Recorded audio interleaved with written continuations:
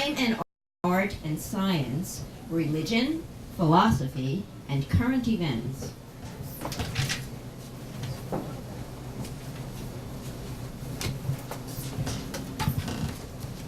Prologue, Chapter 1, Chaim and Chava.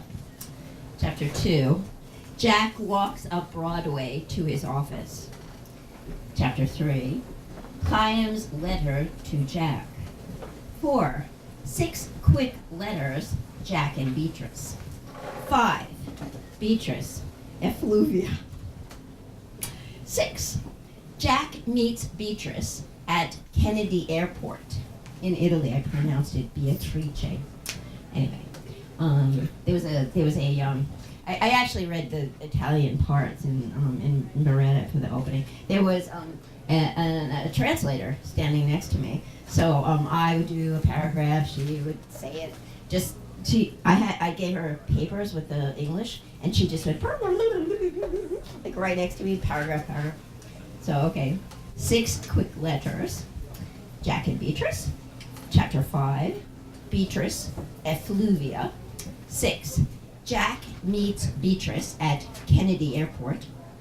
7, Chapter 7, Caroline meets Letty on the playground. 8, Letty's mother dying. 9, Caroline and Letty, Carmine Street pool. So you know we're home now.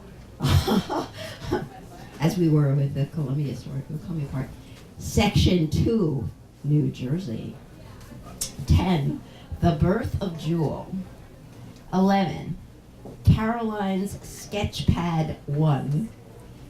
Chapter 12, Caroline's Sketchpad 2. I'm not reading the page numbers because they've actually changed in the final. Okay, and the dots too, I'm not reading the dots. 13, Jewel. 14, Caroline and Jewel drive to the country. 15, incident at the abandoned farmhouse. 16, Jewel's notebook. 17, the New York Times article about Jack. 18, Caroline and Jewel drive to the city. It's our city, of course. 19, Caroline parks car and walks back alone. 20, Caroline in the drugstore, which of course we call the health and beauty aid store because the book is, this part of the book, we were already in 1985. Everything sort of ends in 1985 here. I'm a New York kid too. 21, Jewel enters Beatrice's party alone. Beatrice lives on Bedford Street. 21, that was 21, Jewel enters Beatrice's party alone. 22, Jack and Caroline enter the garden. 23, Jack's speech. Everybody paying attention? Pay attention. Jack's speech. Homo futurus in the transmillennial century. 24, Jewel dreams the physics dream. Section 3, Rome. Chapter 25. Beatrice and Jewel walk along the Tiber. 26, a taxi driver, Toto. 27, Toto, Beatrice, and Jewel on the Janicolo at sunset. The Janicolo is one of the 7 hills. I was a student, an art history student in Rome in 1968. When you drove the roads, which basically we did on a motorcycle, in 1968, they were all scruffy and tree-lined and absolutely gorgeous. And there was no one up at the Janicolo. It was totally the lover's lane and, abandoned. Well, I was just there because the book launched in Italy a couple of weeks ago. And man, it is like the suburban, and all the way out to the beach where other parts take place. It's real different. I avoided going back for 50 years. I'm giving you a 1-minute segment. Okay. Chapter 3. Okay, Beatrice and Jewel walk along the Tiber. 26, the taxi driver Toto. 27, Jewel, Beatrice, and Jewel. Toto, Beatrice, and Jewel on the Ginicolo at sunset. 28, Toto, Beatrice, and Jewel drive to Ostia. 29, in Ostia. 30, Jewel swims out. Ostia's the beach. 31, exhausted and exposed. 32, incident at the Northern Cove. 33, Toto and Jewel return to the shack. 34, telephone call to Princeton. 35, Caroline at Computer 1. 36, Leonardo da Vinci Airport. 27, Jack lands. 38, Toto locates Jack. 39, in the air. 40, Caroline at Computer 2. 41, from the skies over Italy. The end. All right. Wow. We have one last open before we go to answers. I'd like to. I can't do this. We'll just give it to Mitch. No, I know how. I mean, I'm a media artist right now. Thank you. Bye, book. Susan, can you just do me a favor and do a stand-in thing? Emblem envy. Soldiers of the heart, vessels bursting, thirsting for a song spun from underneath the well. Our heads bent for unbuttoning, the love affair, the flare, the fleur-de-lis resistance, the decidedly love-hate plate glass masterpiece. Leapfrog alibis remain to line the pain of aspirin desperation. So costly to roost juices in the jet stream, dimmed by emblem envy in tendril elevations. Crevice converts, reconsider our differences. You sift frontiers as you straddle your saddle. Swimming, numbing, faces, thumbs throbbing. Moths circle the bulb, sizzling.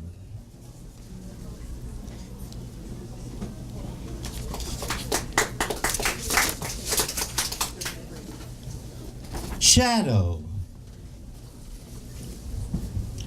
Lurking flammable circuits in a drench of testy nettings in a skinflint saga of elasticity.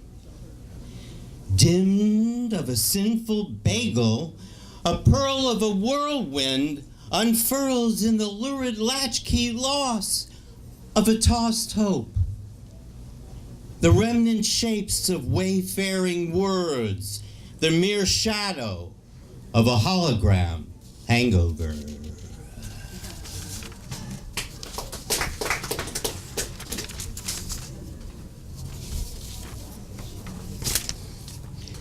Circuitous music.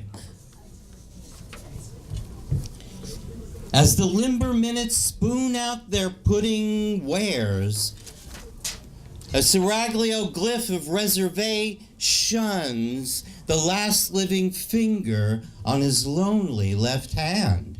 Digitalia, alas. I suffer a soothing ooze of the limbless heart. He hears of her worrying woe. A tan doe in the rosebriar bendings, lending circuitous music to her finite choosings.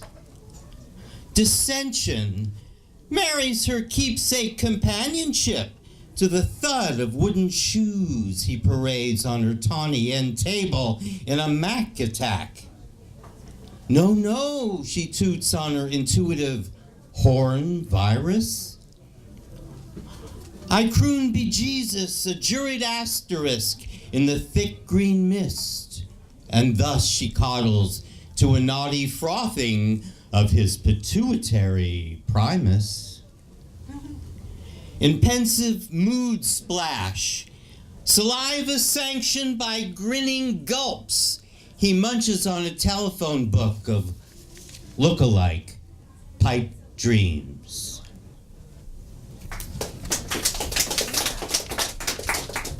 And I have one new one here. Other new one. Shyly showering. Rhapsody's wrangle, a glue tooth, blue sports shirt, and black tie. A lie and a limit this side of wide-eyed blitz and schizo tricks. Aligned, a Lulu wood-stained plain grass, stained glass. Gosh, I'm giggly when the guests arrive to pay their 5 o'clock favors. Acts of fervent dogma retrace their whippy hand towels in the tuning up of the flesh, the spray of shyly showering. Thank you very much.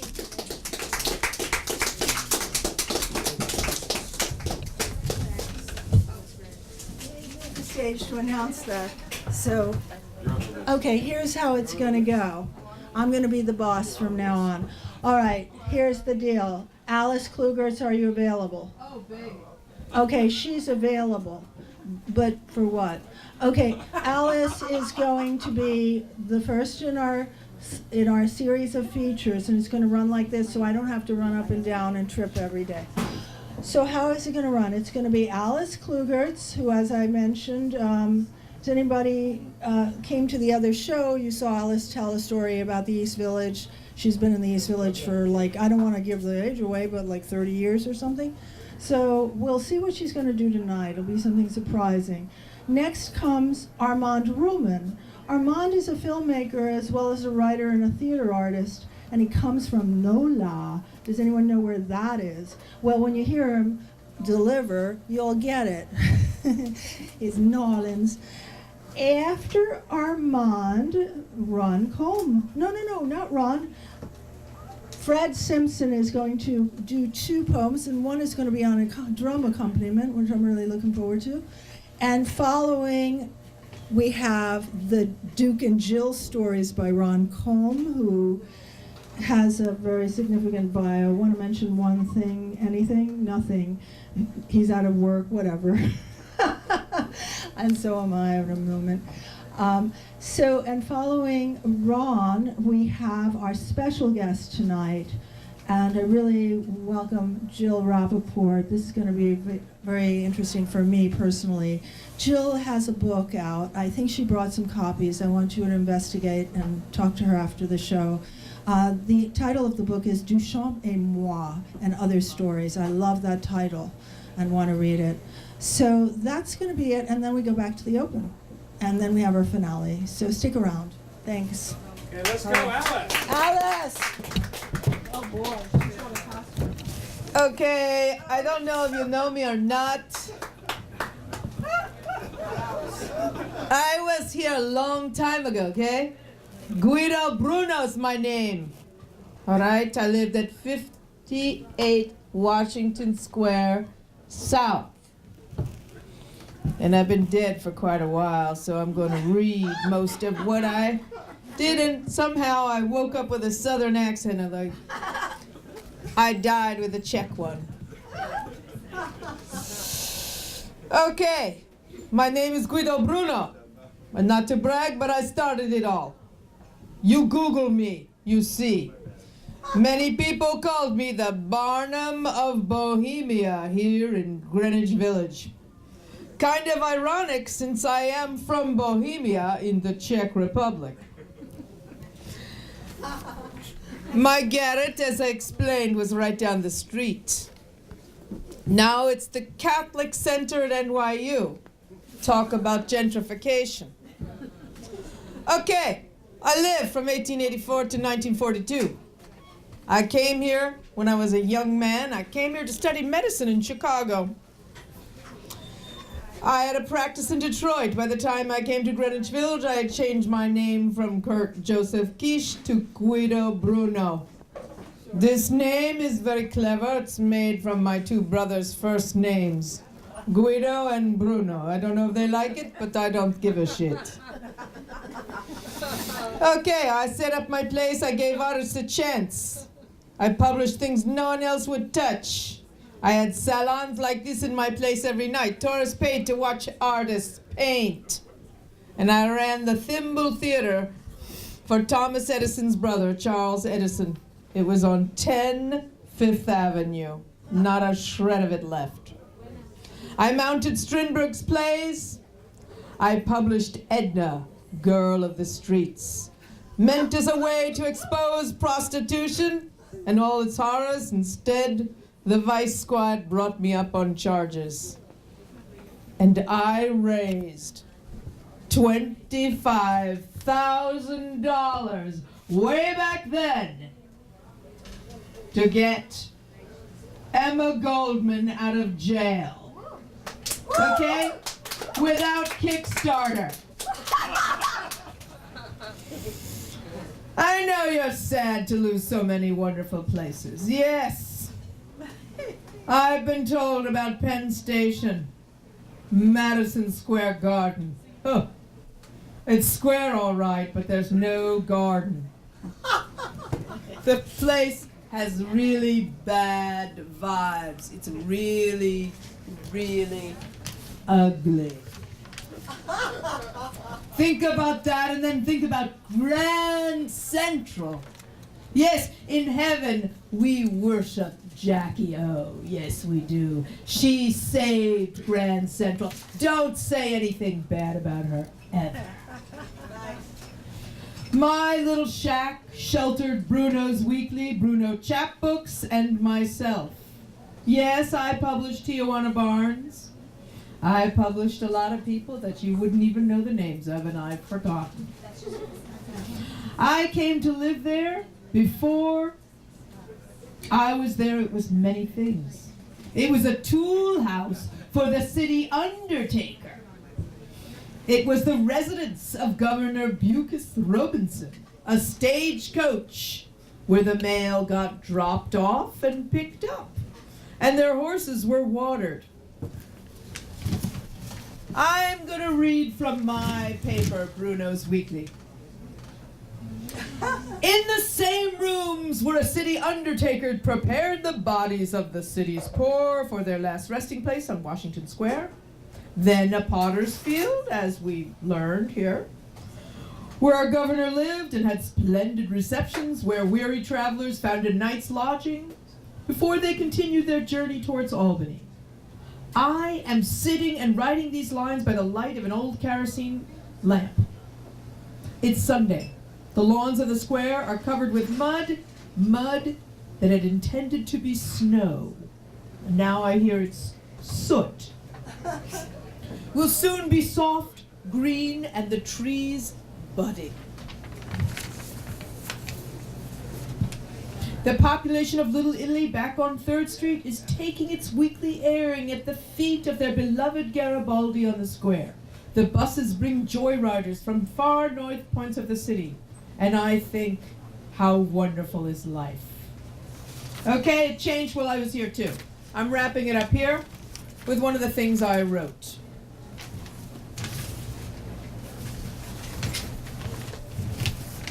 But don't give up hope. The fad of false bohemia in Greenwich Village has passed. The purple and orange brand of tea rooms and so-called gift shops where art lovers and artistic people from the Bronx and Flatbush assembled have gone out of existence. The designers and manufacturers of astounding atrocities who called themselves modern artists have disappeared. This was a cynical period, please just bear witness. True, there are a few short-haired women left who parade the streets. This was in 1921 that I wrote this. 21. Yes, 1921. Who parade the streets in their unusual clothes, but they too will soon move to other parts of the city. Will return of the soldiers and will resume their real calling in life. But I leave you with this. I could see from way above all the wonderful things that happened here. All the wonderful music, all the wonderful drugs. We were jealous of the drugs. We didn't have those drugs. And it's true, it's happened too fast. That's because of the goddamn rent. Too high for artists. But people come in from Queens, and there's something about the East Village that's still the East Village. So, Don't give up. Don't give in. Remain vigilant and keep making art. Yeah.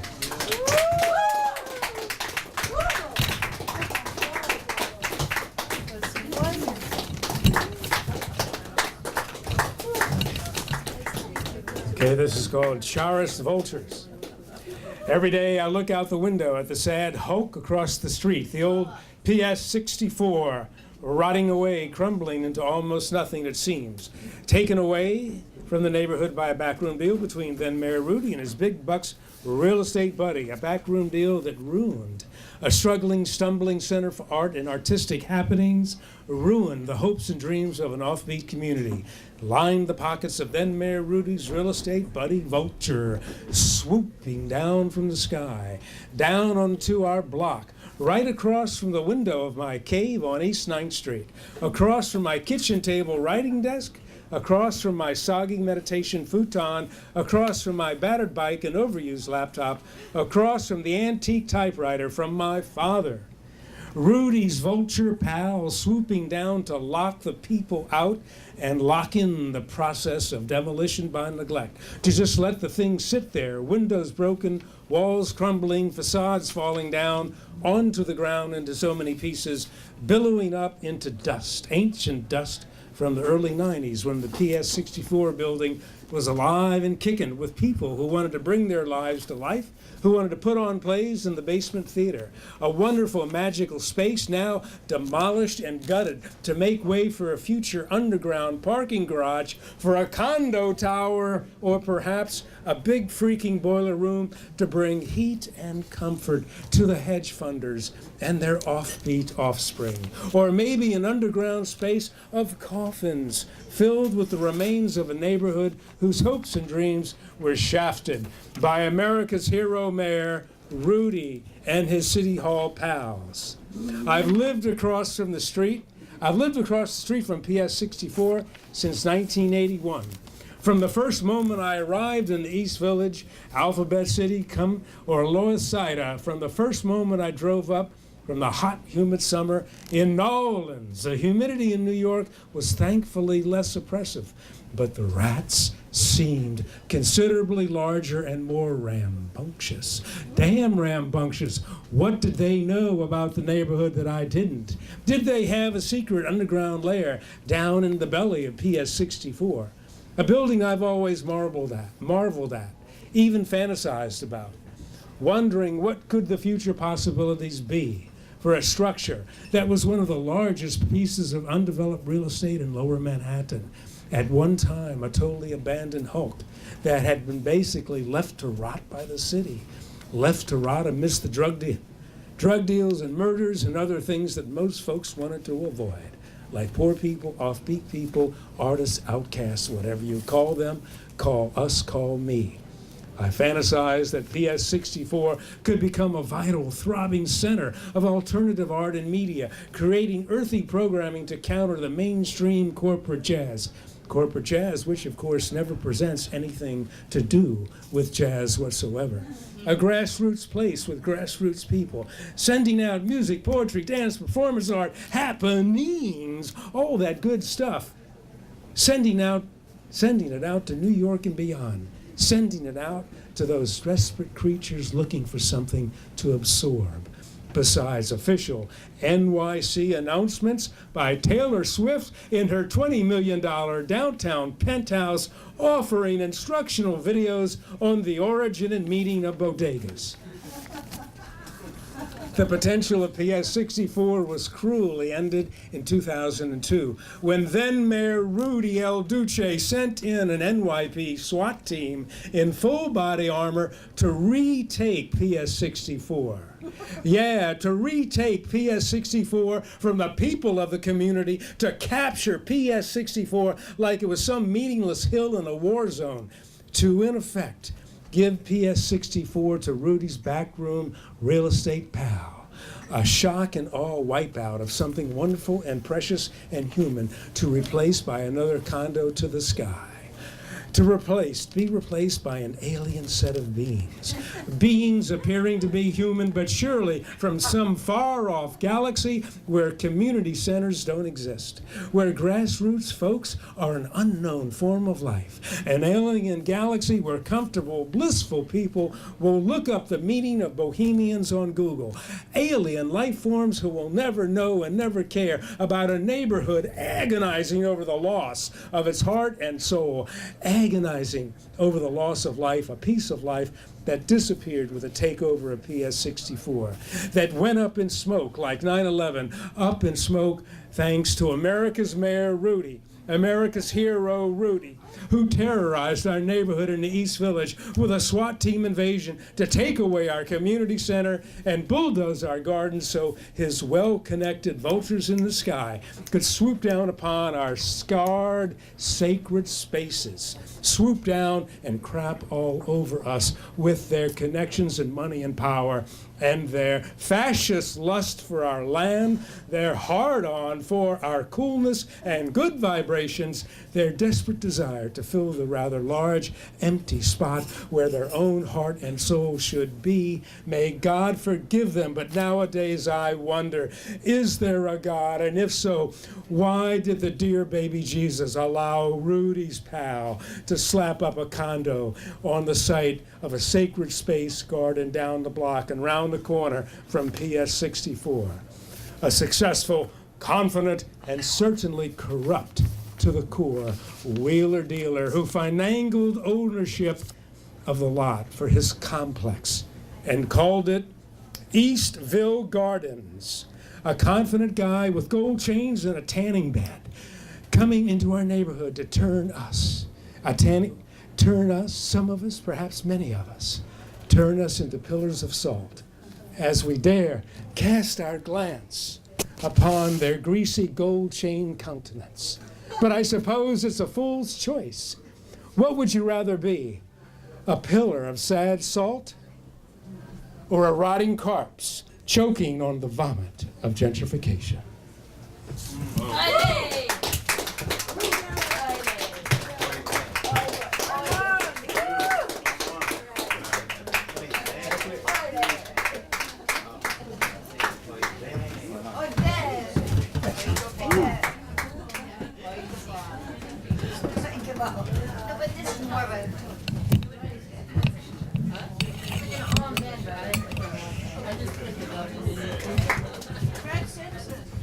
Thank you.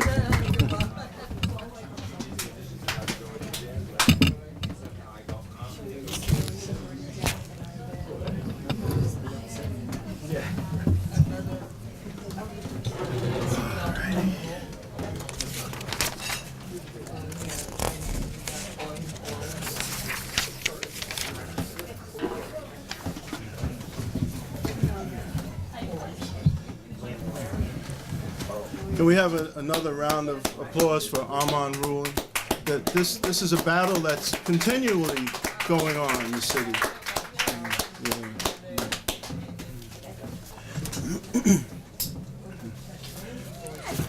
This is called for World Trade.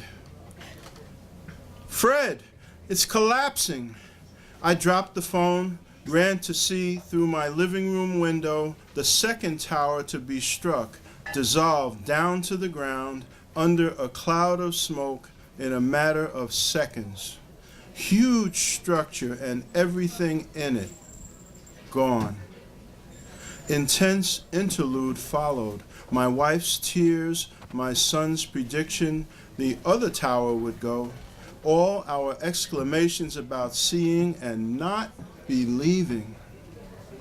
I hung up the phone, returned to the window to see the remaining tower gasp its cloud and ride an invisible elevator straight down to earth and out of existence. I don't remember if I said it out loud. This is not a movie. There's a hollowness where something is missed, namely that unquestioned sense of security, a hollowness looking up to scrutinize for months the path of every plane, Where were the helicopter gunships? Why were they not immediately scrambled to the next logical target, previously designated Ground Zero? Stately, tallest in the world for a while, Fifth Avenue at 34th Street, possibly in peril?